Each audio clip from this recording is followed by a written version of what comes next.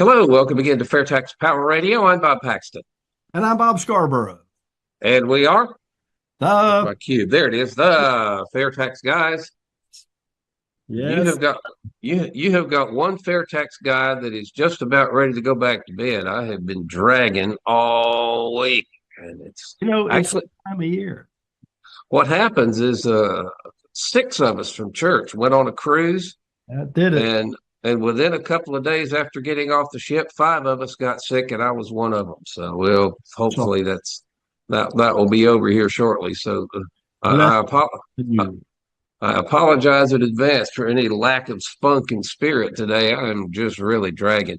But how do you like my latest artificial intelligence background? This is Zoom's AI version of Yeah. I told it to get me the bridge of the Starship Enterprise, and they did not get anything close to the Starship Enterprise, but it's a neat looking little thing anyway. If you're looking on if you're listening on an audio podcast or on one of the radio stations, you need to go back to the YouTube archive or the Rumble archive and check this out. That's pretty cool. Absolutely. Absolutely. But I tell you what, I'm about ready to go down to sick bay. But let's get going. Dr. McCoy. Yeah, go see Dr. McCoy or Dr. Crusher or whatever. But Yeah. anyhow, we are recording this on Friday, January the 17th. Yeah. This will stream on the 21st, which will be President Trump's first full day in office. But Yes. we can't really comment on what Trump has done in his first few hours because those first few hours, as of the date of this recording, haven't gotten here yet. But I can go through a couple of things. Believe it or not, would you believe the Congress critters are already at it in the 119th Congress looking at changes to the tax code? And usually, right here at the first of the session is when we get some real goodies. But I really didn't find anything that was worthy of the Hall of Shame this time around. But I imagine over the course of the year, we'll find plenty of stuff that the Congress critters are trying to do to the tax code that will land a spot in the 2025 Fair Tax Guys Tax Proposal Hall of Shame. But Oh, there'll be plenty of opportunity. I don't think it'll take them long to start in that direction here, to bring us some really wonderful bits of legislation that will fit. well, let's launch this New Year's Congress.gov with HR 549. That's HR 549, not BR 549. And for those of you who did not watch Hee Haw and didn't catch that reference, you check it Right. out. But Junior H Sam. Indeed, HR 549 to amend the Internal Revenue Code to repeal the clean fuel production credit. So that again speaks to the unstable nature of the tax code. They'll put something in, then somebody will turn around and want to take it out. Then they'll want to modify it. Then they'll want to modify it again. Then they'll take it out again. Then they'll put it back. But you just cannot, have a stable tax code where you're always messing with it. Now, I'm not going to comment on whether it's a good or a bad idea to repeal the clean fuel production credit. Just going to say that we do not need a tax code that is that unstable. And that is why we need to replace this monstrosity with the fair tax, which is a simple retail sales tax you pay when you buy things at the cash register. End of story. No deductions, no credits, no loopholes, no nothing. Just a plain straightforward, treat everybody the same. Don't tax anybody's basic necessities. But then you go on. But there we go. HR 549 to amend the Internal Revenue Code to repeal the clean fuel production credit. Now this one actually, what was that? I said, isn't that something that they would put that in the tax code? We talk about it all the time. And that, quite frankly, is one of the things that the fair tax helps eliminate is all this superfluous use of the tax code to for the legislators to use in the furtherance of their own interests. Indeed. Well, there's several of those things in here. We'll hit on a couple of them. Next one here is HR 547 to amend the Internal Revenue Code to require, get this, to require an individual to provide a social security number in order to claim the child tax credit. Why do they have to put that in the tax code? That's just common sense. If you're going to claim a tax credit for a child, you really need to identify the child that you're getting it for. But apparently, they can get away with not with claiming the child tax credit without providing a social security number. And now, Representative Van Drew of New Jersey wants to change that with HR 547. That one I will say is a good idea. There's no reason why you should not. Why you should be able to get away with claiming the child tax credit when you can't prove that you've got a child. Trust. It's all about trust. You must trust me. I have children. I don't know where they are, but trust me. I have kids. Oh, mercy. Okay. This one caught my eye. Just my interest as a rail fan. HR 516 to amend the Internal Revenue Code to modify the railroad track maintenance credit. I did not know that there was such a thing in the Internal Revenue Code as a railroad track maintenance credit.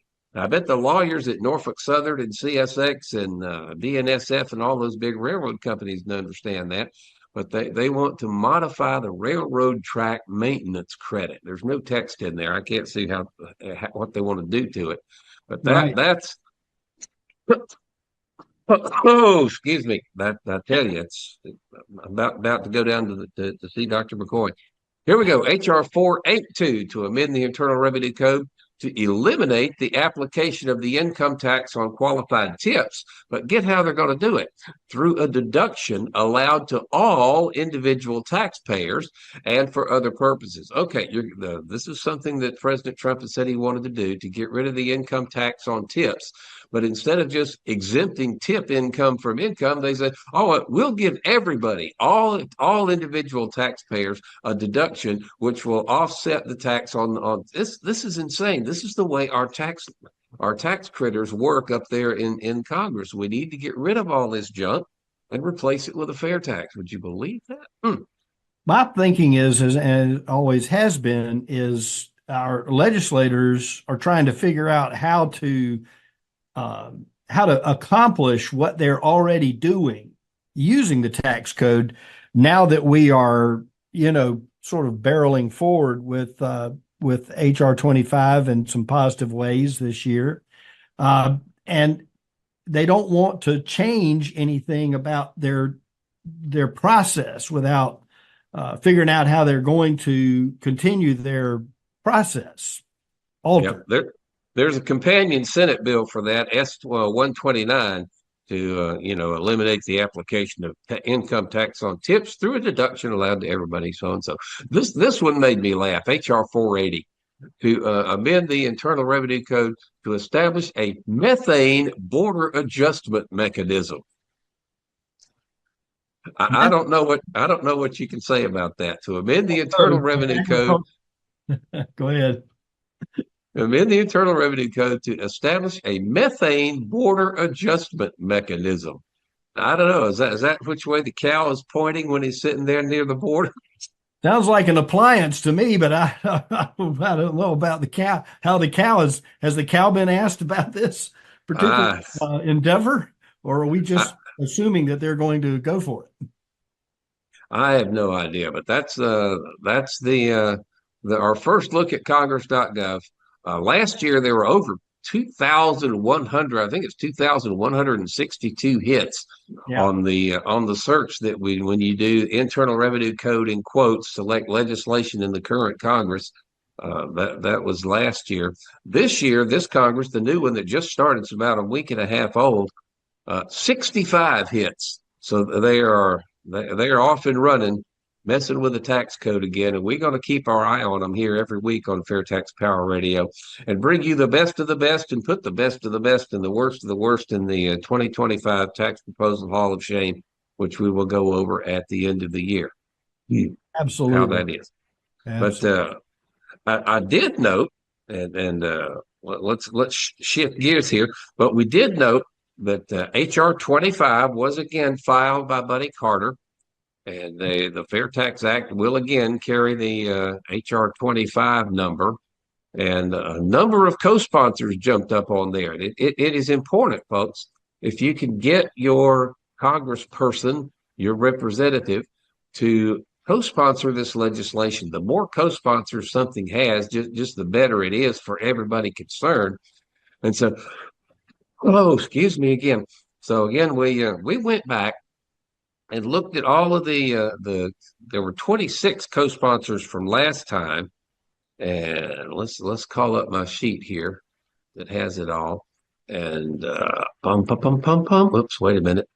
My computer has lost my picture. Need to put it there. There it is.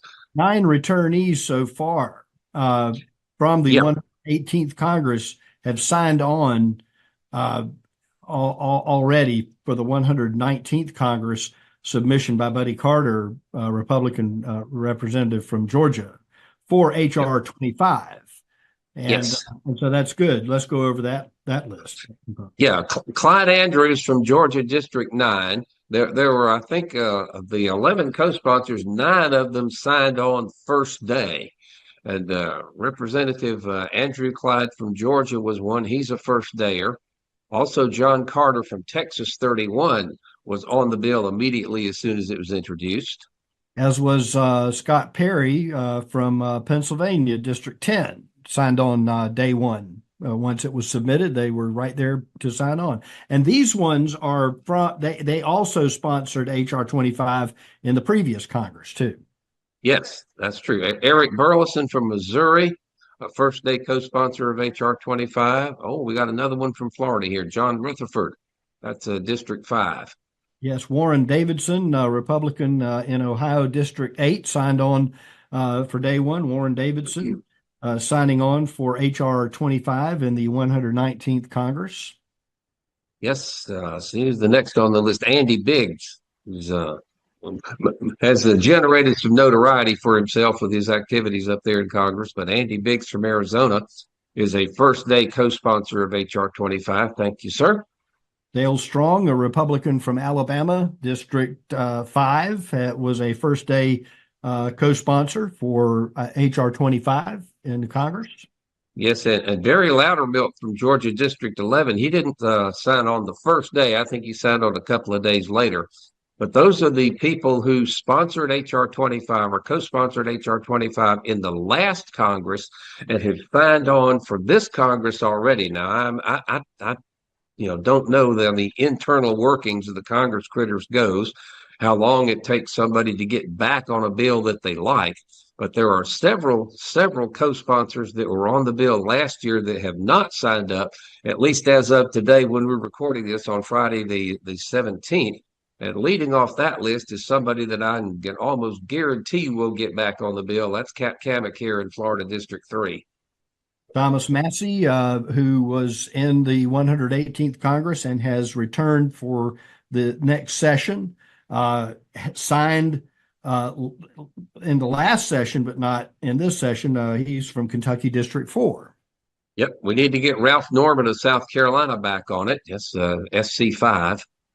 And those of you who are listening or watching the program, if you're in any of these districts or these folks names that we're mentioning right now, make sure that you give them a call to encourage them or remind them to sign on. And they may say, yeah, well, I'm planning on doing that. Staff may tell you that when you call on the phone, and make sure that just say, hey, we're excited for positive action on H.R. 25, and we want our your representative to make the, to sign up again to co-sponsor in the 119th Congress. Let's see who we talked about. Ralph Norman. Gary Palmer from Alabama District 6 is another one who we expect to have signing back on for H.R. 25. Yeah, I imagine most of these folks are going to come back. They just, again, I don't know what all a congressperson has to go through in the first several days of a congressional session, but they will get back on here. I'm fairly sure. Barry Moore of Alabama District 1 was a co-sponsor last time around. Is not back on it this time. So my friends in Alabama, Roll Tide. You need to get him back on the H.R. 25 for this new Congress session.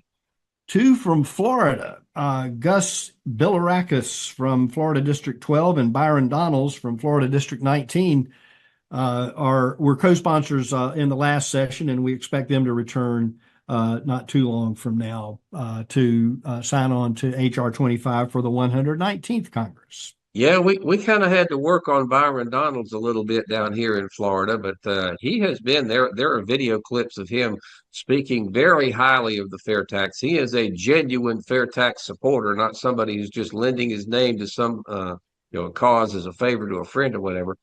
Representative Byron Donalds is indeed a friend of the fair tax. We'll have him back on there fairly soon. This one I'm kind of looking to see which way this is going to go. If Miss Marjorie Taylor Greene, who in previous Congresses was not a co-sponsor, she signed on last year to H.R. 25 for the first time. And it will be interesting to see if she's going to jump back on it again this time. She is probably the, shall we say, the most notorious member of Congress who has signed on to the fair tax. And hopefully, there are a lot of people that like what she likes, and so maybe we can get Marjorie Taylor Greene back on the Fair Tax Georgia 14 this time around. There's another representative from Georgia, Mike Collins from Georgia District 10, who was in the 118th Congress, returning to the new session just underway. And last session was a co-sponsor of H.R. 25. And now in the 119th Congress, we would consider his support again. If you're in Georgia District 10 and listening to our program or watching, we would want to make sure that you call Mike Collins up and say, hey, we appreciate you supporting H.R. 25 last year, and now we want to see that you are back on board.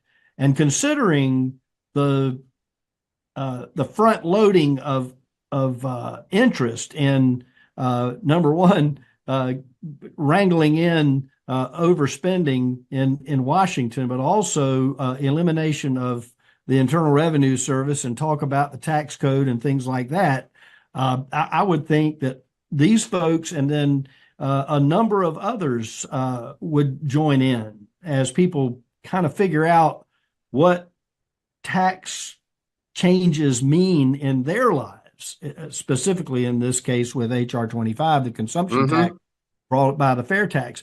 But there's a lot of talk leading up to Buddy Carter's resubmission of H.R. 25 in the new Congress, that within a matter of hours of that introduction, people were all over social media talking about the potential for a target, H.R. 25 being the target to take care of a lot of the things that people have been discussing for several weeks ahead of the 119th Congress convening.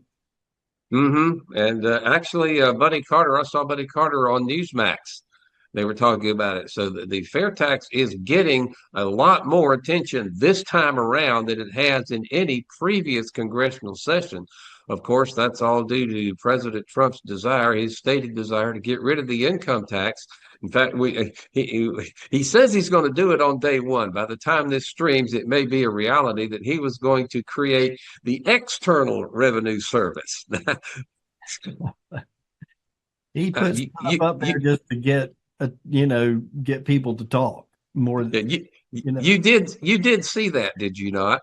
I didn't. I heard about it, but I didn't see it exactly. He said he's going to create the External Revenue Service, and they will be charged with collecting all these tariffs that he's got in mind to collect. So he says, we've been taxing our own people through the Internal Revenue Service. I'm going to establish the External Revenue Service and start getting money from all these other folks. So we'll see how that goes. Of course, again, we've mentioned before, the problem with tariffs, that's the same as a corporate tax. It just increases the cost of a product that the end consumer is going to have to pay. So we'll hopefully we can swing Mr. Trump around to supporting the fair tax once his idea of getting rid of the income tax really begins to take hold. So Jim Banks is the next person who last year in the 118th Congress, last go round, Republican from Indiana District 3, has moved to the Senate. He won election and is now sitting in the Senate and he was Yeah. succeeded in the House by a fellow by the name of Marlin Stutzman Yeah. in Indiana District 3.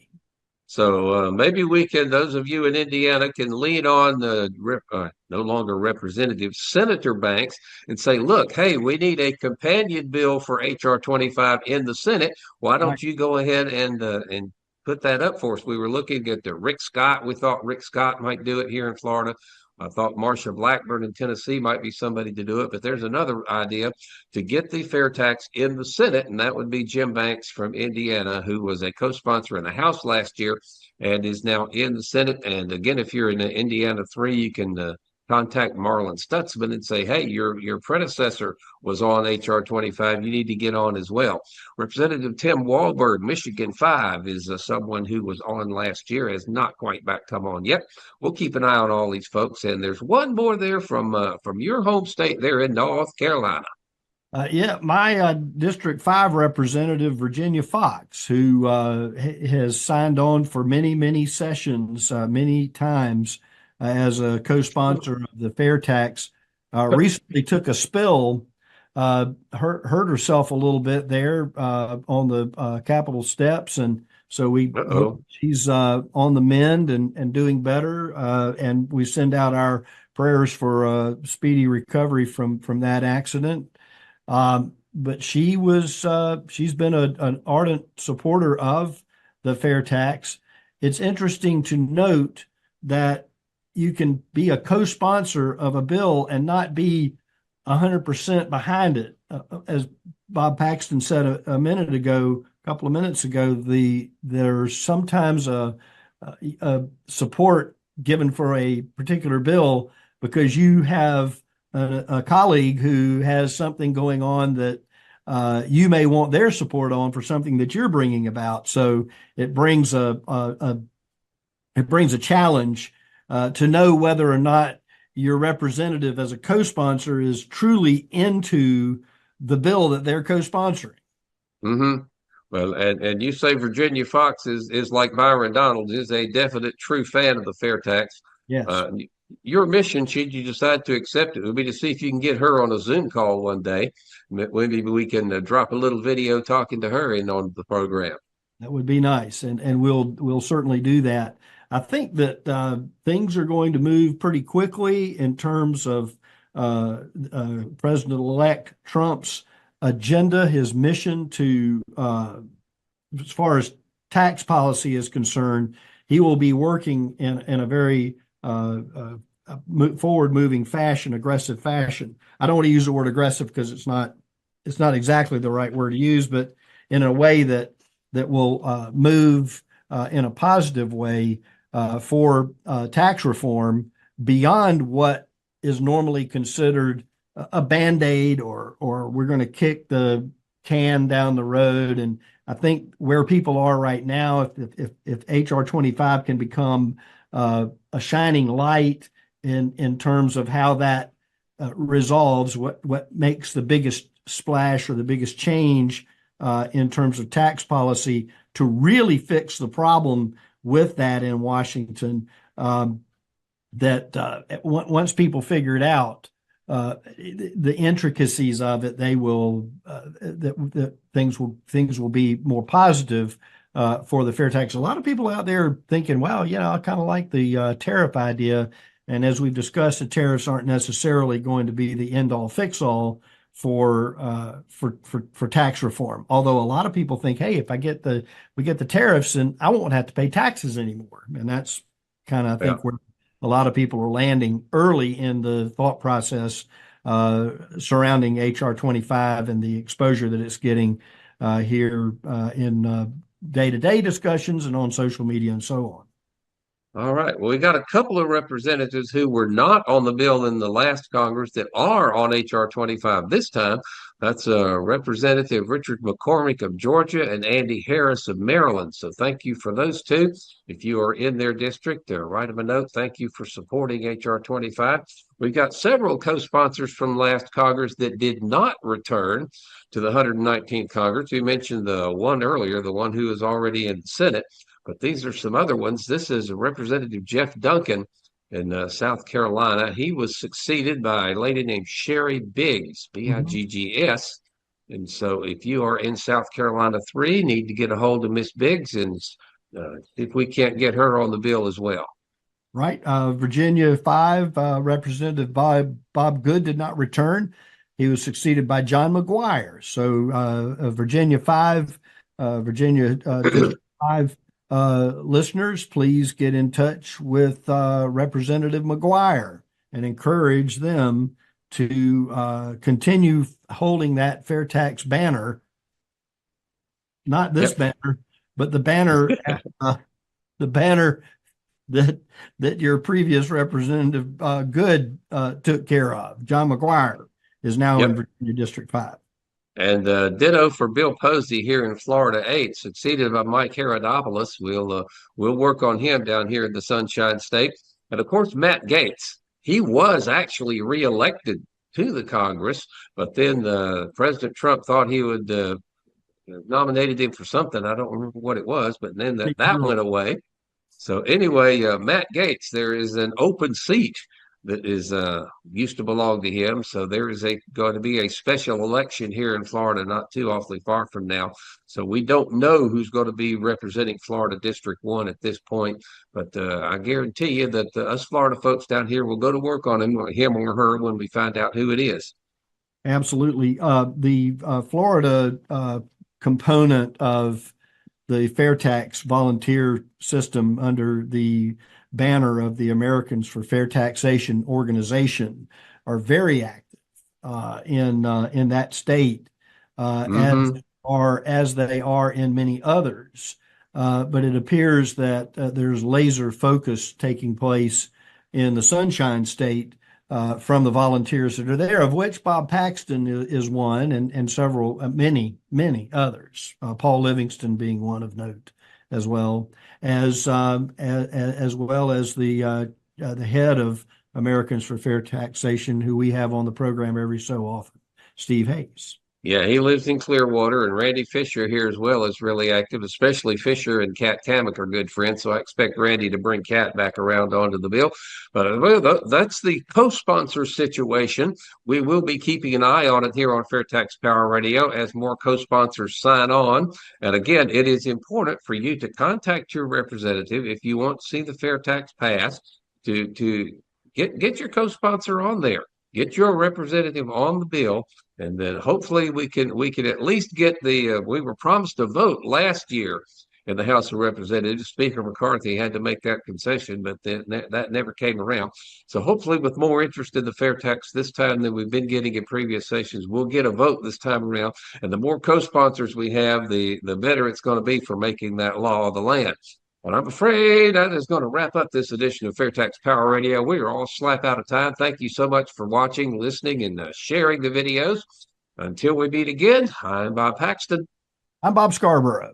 We are the Fair Tax Guys, reminding you the fair tax is the only truly fair tax. And once you understand it, you'll demand it. So what would you do for her? We've got several programs that will help her. We just need to find out how much she makes. But the good news is, the less she does, the more we can help. Yeah. If I may, with the fair tax, we wouldn't even tax her income. So the more she makes, the more she has. But still, a consumption tax could eat up a lot of her income. Which is why at the beginning of every month, we're actually going to give back all that she pays in taxes on basic necessities. You're going to give her back her taxes? Every month. On everything taxed on basic necessities. But we're also going to give it back to you and to every American citizen. Why? Well, we believe taxes should be fair.